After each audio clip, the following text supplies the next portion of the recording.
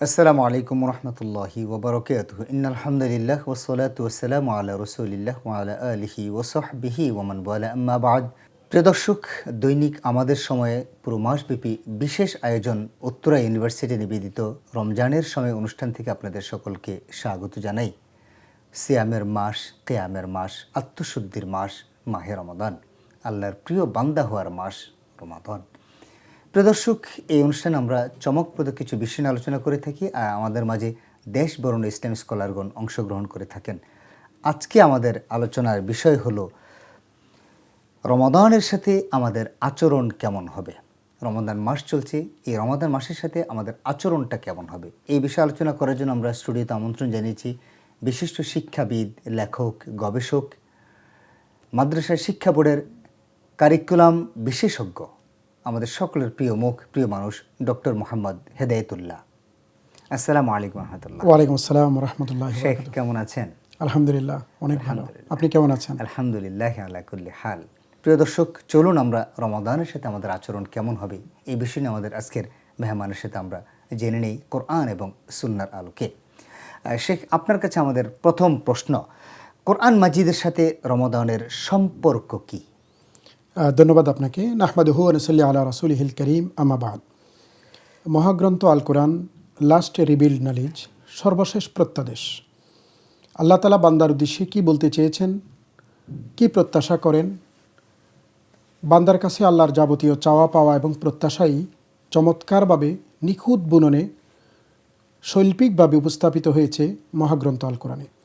মহাগ্রন্থ আল কোরআন সর্বশেষ rebuild knowledge. তার পূর্বে আসমানিয়া আরও বিখ্যাত 3টি গ্রন্থ যুগে যুগে বিভিন্ন নবী রাসূলদের কাছে আল্লাহ প্রেরণ করেছেন। সকল আসমানি কিতাব মাহে রমাদানে অবতীর্ণ হয়েছে। তারই ধারাবাহিকতায় মহাগ্রন্থ আল কোরআনও রমাদান মাসে অবতীর্ণ হয়েছে। রমাদানের সাথে কোরআনের সম্পর্ক অত্যন্ত সুনিবিড়। তার কারণ মহাগ্রন্থ আল কোরআনে 114টি সূরা আছে, 6336টি আয়াত। এই আয়াতগুলো যেভাবে ডিজাইন করা হয়েছে 114টা সূরার মাঝে, তার মাঝে একটা গুরুত্বপূর্ণ সূরা হলো সূরা কাদর। এবং এই সূরায় কোরআন অবতীর্ণের প্রেক্ষাপট চমৎকারভাবে উপস্থাপিত হয়েছে। সেখানে বলা হয়েছে যে এই ওয়াহি বা এই প্রত্যাদেশ, এই আসমানি কিতাব আমি কদর রাত্রিতে অবতীর্ণ করেছি। আর এই কদর রাত্রি হলো রমাদান মাসে। এবং পবিত্র কোরআনে আমরা যদি টোটাল কোরআনিক লিটারেচারের দিকে তাকাই, তাহলে আমরা দেখব কোরআনিক লিটারেচারে সুস্পষ্টভাবে বেশ কয়েকটি ভার্সেস এই মর্মে এসেছে যে রমাদান মাসেই কোরআন অবতীর্ণ হয়েছে এবং এই মাহেন্দ্রক্ষণকে খুবই গুরুত্ব এবং তাৎপর্যের সাথেই চিত্রায়ন করা হয়েছে কোরআনিক ল্যাঙ্গুয়েজে। যেমন আল্লাহ বলেছেন, শাহরু রমাদান আল্লাযী উনজিলা ফীহিল কোরআন হুদাল লিন্নাস ওয়া বাইয়িনাতিম মিনাল হুদা ওয়াল ফুরকান।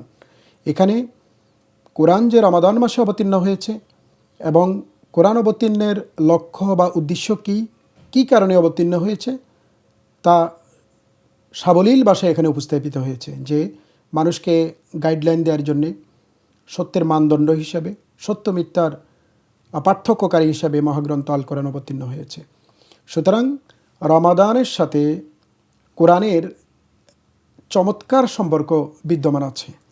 জি, আপনি খুব সুন্দর করে বললেন যে রমাদান মাসে সকল আসমানি কিতাবগুলো নাজিল হয়েছে। কোরআন মাজিদের মধ্যে অন্য জায়গায় একটা জায়গায় আল্লাহ সুবহানাহু বলছেন, আমি সমগ্র জাতির জন্য কোরআন নাজিল করেছি। প্রত্যেকটি আসমানি গ্রন্থকে কোরআন বলে আল্লাহ সম্বোধন করেছেন। তো তার মানে আসমানি গ্রন্থ যে প্রসিদ্ধ যে 4টি গ্রন্থ আছে সবগুলোকে কি কোরআন বলা হয়? না, এখানে মেইন সোর্স আমরা যদি টোটাল আসমানি কিতাবের যে ওয়াহি বা রিবিল নলেজের যে ইনফরমেশন, সেটা যদি আমরা অ্যাট এ গ্লেন্স তাকাই, তাহলে আমরা দেখব এখানে মূল বাণী ছিল সৃষ্টিকর্তাকে সৃষ্টির মাঝে ইন্ট্রোডিউস করা। জি। এবং স্রষ্টার সৃষ্টির মাঝে একটা অনবদ্য চমৎকার সেতুবন্ধন তৈরি করা, মেলবন্ধন তৈরি করা। সেই দৃষ্টিতে একত্ববাদের কথা এবং সমকালীন প্রেরিত যে নবী বা রাসূল ছিল তাদেরকে আনুগত্য করার ব্যাপারে গুরুত্ব দেওয়া হয়েছে। সেই দৃষ্টিতে তাওরাত, জাবুর, ইনজিল, তার ধারাবাহিকতায় সর্বশেষ মহাগ্রন্থ আল কোরআন এবং তার আগে ইব্রাহিম আলাইহিস সালামের কাছে যে সহিফা এসেছে, সমস্তগুলোর মূল সাবস্টেন্সটা আসলে এটাই ছিল যে সৃষ্টির উপর সৃষ্টির কোনো প্রভুত্ব চলবে না, একমাত্র সৃষ্টির উপর স্রষ্টার কোনো স্রষ্টার প্রভুত্ব চলবে, মানে একমাত্র আল্লাহকেই স্রষ্টার প্রভুত্ব চলবে, সৃষ্টির প্রভুত্ব চলবে না। Right right. তো ওই দৃষ্টিতে এখানে এই আসমানি কিতাবসমূহের যে মেইন ফোকাসটা, বক্তব্যটা মানুষকে ঘিরে পরকাল বেসড যে দেন ধারণা বা চিন্তাভাবনার যে সঠিক রূপায়ণ বা চিত্রায়ন, ওই ওয়াহির সকল জ্ঞানের মেইন ফোকাসটাই মূলত এটা। আচ্ছা, তবে যখন কোরআন অবতীর্ণ হয়েছে তখন কোরআনের বিধিবিধান, কোরআনের যাবতীয় নির্দেশনাগুলো তখন উম্মাতের জন্য, কিয়ামত পর্যন্ত আগত প্রজন্মের জন্য মানা এবং অনুসরণ অনুকরণ করা জীবনের সর্বত ক্ষেত্রে এটা আবশ্যক হয়ে যায়। না, আমি যেটা বলতে চেয়েছিলাম যে আল্লাহ সুবহানাহু ওয়া তাআলা কোরআন শব্দ, যে আমি মুসার প্রতি কোরআন, মানে কোরআন শব্দ ওয়াহি বলেছে সেখানে, কোরআন শব্দটা ইউজ করেছেন। তো কোরআন শব্দ ইউজ করেছেন, অনেকে বলছে যে কোরআন মানে হলো তাওরাত, কোরআন মানে হলো জাবুর, কোরআন মানে হলো ইনজিল, তাদের জন্য আমি সেটা বলেছি। জাযাকাল্লাহ শেখ, আপনাকে আমরা এই পর্যায়ে আপনার কাছে যে প্রশ্নটা জানতে চাচ্ছি সেটা হলো রমাদানকে আমরা কিভাবে কাজে লাগাবো? রমাদানকে আমরা এই ইবাদতের উৎসব হিসেবে কাজে লাগাবো। তার কারণ মানে ইবাদতের বসন্তকাল হিসেবে। তার কারণ যখন রমাদান আসছে রজব শাবান মাস, তখনই রাসূল সাল্লাল্লাহু আলাইহি ওয়াসাল্লাম দোয়া করতেন। তখনই রমাদানের আগের মাসে আল্লাহুম্মা বারিক লানা রজব ওয়া শাবান ওয়া বাল্লিগনা রমাদান, ওই হাদিসটা নিয়ে হয়তো কিছুটা আছে, বাট রাসূল সাল্লাল্লাহু আলাইহি ওয়াসাল্লাম সাওম পালন করতে থাকতেন, মানে ওয়ার্ম আপ, একটা এক্সারসাইজ, একটা প্রিপারেশন তিনি নিতেন।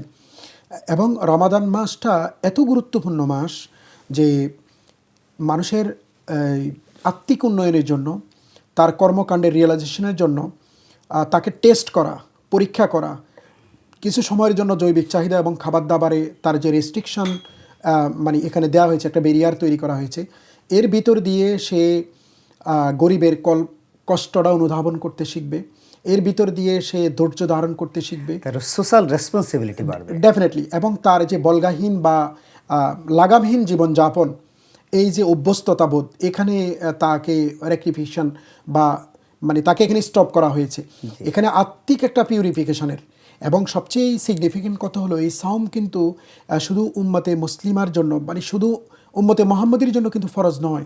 যেমন যে আয়াতে সূরা বাকারার এই সাওম ফরজের ঘোষণা দেওয়া হয়েছে, ওই আয়াতেই উল্লেখ করা আছে যে তোমাদের পূর্ববর্তীদের উপর সাওম ফরজ ছিল। এই যে পূর্ববর্তী মানে আদম আলাইহিস সালাম, কুতিবা আলাইকুমুস সিয়াম কামা কুতিবা আলাল্লাযীনা মিন ক্বাবলিকুম লাআল্লাকুম তাত্তাকুন, এবং এই হতে পারে তোমরা তাকওয়া অর্জন করবে। এখানে নিশ্চিত করে বলে নাই, এই কারণ ওই যে সাওমের যে প্যাটার্নটা, তার স্ট্রাকচারাল যে ডিজাইনটা, এটা সুচারুরূপে যথাযথভাবে অনেকেই পালন করবে না। সাওম পালন করারত অবস্থায় মিথ্যা কথা বলবে, সাওম পালনরত অবস্থায় গালিগালাজ করবে বা মারামারি করবে বা ওজনে কম দিবে বা সাওম পালন করে সিনেমা দেখবে, সাওম পালন করা অবস্থায় দেখা যাচ্ছে সে পর্নোগ্রাফি দেখবে।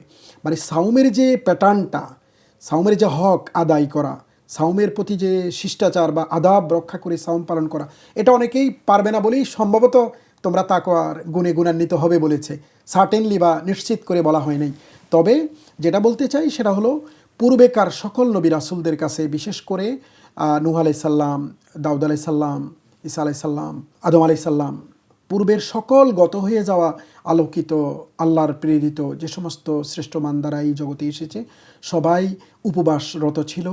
সবাই নিজের লাগাম টেনে ধরা বা তার মনোজগতে আধ্যাত্মিকতা আনয়ন করা বা নিজের আত্মবিশ্লেষণ, মানে সেলফ রিয়েলাইজেশনের যে একটা অ্যাপ্রোচ সাওম থেকে মানুষ ডেভেলপ করে, সেইটা কিন্তু সর্বকালে সবসময় ছিল। এবং ইসলাম ধর্ম ছাড়াও অন্যান্য যে ধর্ম আছে, হিন্দু ধর্ম, বৌদ্ধ ধর্ম বা আলবাহাবি ধর্ম, আলবাহী ধর্ম, ওই ধর্মগুলোতেও কিন্তু উপবাসরত থাকা, উপবাস থাকার ভেতর দিয়ে নিজের কামনা বাসনা বা নিজের রিপুকে কন্ট্রোল করার যে মানে ভার্সেটাইল যে অ্যাপ্রোচ, এটাকে কিন্তু ডিজাইন করা আছে। আচ্ছা, প্রত্যেকটা ইয়াতে। সো এটা এত বরকতপূর্ণ সময় যে এটাকে আমরা ইবাদতে, জিকিরে এবং কোরআন অধ্যয়নের মাধ্যমে আমরা এটাকে উৎসব আকারে নিতে পারি। এর ভিতর দিয়ে আমরা আমাদের পাপ, আমাদের ফেলে আসা জীবনে যে অসঙ্গতি, অতৃপ্তি বা আমাদের যে অপরাধ, এগুলো থেকে আমরা নিজেদেরকে স্যাংটিফাই করতে পারি, পবিত্র। ধন্যবাদ আপনাকে। আমরা এই পর্যায়ে আপনার কাছে যে প্রশ্নটা জানতে চাচ্ছি, রমাদানের শিক্ষা দৈনন্দিন আচরণে কিভাবে প্রভাব ফেলতে পারে? চমৎকার প্রশ্ন, ধন্যবাদ আপনাকে। অ্যাকচুয়ালি রমাদানের মেইন শিক্ষাটাই হলো ব্যক্তির আত্মিক উন্নতি ঘটানো, তার ভাবনায় নতুনত্ব আনয়ন করা, তার চিন্তায় উৎকর্ষ সাধন করা, তার চলার পথে জীবনযাপনে বোধ বুদ্ধিগুলোর মানে স্ট্রাকচারাল নিউলি ডিজাইন করা। তো ফলে সাওম কিভাবে পরিবর্তন হতে পারে, যেমন সাওমের পরিশুদ্ধ সাওম পালনকারীর বৈশিষ্ট্য বর্ণনা করতে গিয়ে রাসূল বলেছেন যে কাম্মিন সাইমিন লাইসা লাহু মিন সিয়ামিহি ইল্লা জমা ওয়া কাম্মিন কাইমিন লাইসা লাহু মিন কিয়ামিহি ইল্লা সাহর। এমন অনেক রোজাদার আছে না খেয়েই আছে, এদের আসলে উপবাস থাকাই হচ্ছে, এবং অনেক রাত জাগরণকারী ইবাদত বন্দেগী ব্যক্তি পাবেন যারা আসলে নির্গুম রাত কাটাচ্ছে, ইবাদত তার প্রাণ শক্তি জাগাচ্ছে না, বোধ তৈরি করতেছে না, মানে নিষ্প্রাণ বা নিষ্প্রভ অ্যাডোরেশন বা ওয়ারশিপ ইবাদত। তো এটা কেন বলছেন? এটা বলছেন যে সাওমরত অবস্থায় কেউ মিথ্যা কথা বলতে পারে না, সাওমরত অবস্থায় ওজনে কম দিতে পারে না, অ্যাডাল্টারেট খাবার দাবারে লাগাতে পারে না, সাওম্র অবস্থায় অনিষ্ট সাধন হয় মানুষের, মিথ্যা বাগাড়ম্বুর উপর ঝগড়াচাটি মারামারি হিংসাত্মক কার্যক্রম করতে পারে না। সুতরাং সাওম ব্যক্তির মাঝে একটা নতুনত্ব তৈরি করে, ভাবনায়, চিন্তায়, কল্পনায়, জীবন চলার পথে সাওমের যে পজিটিভ যে শিক্ষা মানে অ্যাপ্রোচটা, এটা তার লাইফে যদি কেউ পজিটিভলি গ্রহণ করে তাহলে সে বিশুদ্ধ একজন মানুষ যেমন হবে, তেমন যে কোনো অফিস আদালত বা যেখানে সে থাকে, সমাজের যে কোনো একটা অর্গানাইজেশনের সে তো মেম্বার, এটা পরিবারে হোক, স্কুলে হোক, এটা প্রফেশনাল লাইফে হোক, সেখানে সে নিজেকে একটু উন্নততর ব্যক্তি হিসেবে নিজেকে দাঁড় করাতে পারে। জাযাকাল্লাহ শেখ, আপনি আমাদেরকে চমৎকার করে আজকের এই বিষয়ে আলোচনা করলেন। প্রিয় দর্শক, এই ছিল আমাদের আজকের আয়োজন উত্তরা ইউনিভার্সিটি নিবেদিত রমজানের সময় অনুষ্ঠানে। আজ এই পর্যন্তই। আল্লাহ আমাদের সকলকে ভালো রাখুন, সুস্থ রাখুন এই প্রত্যাশায়। আসসালামু আলাইকুম ওয়া রাহমাতুল্লাহি ওয়া বারাকাতুহু।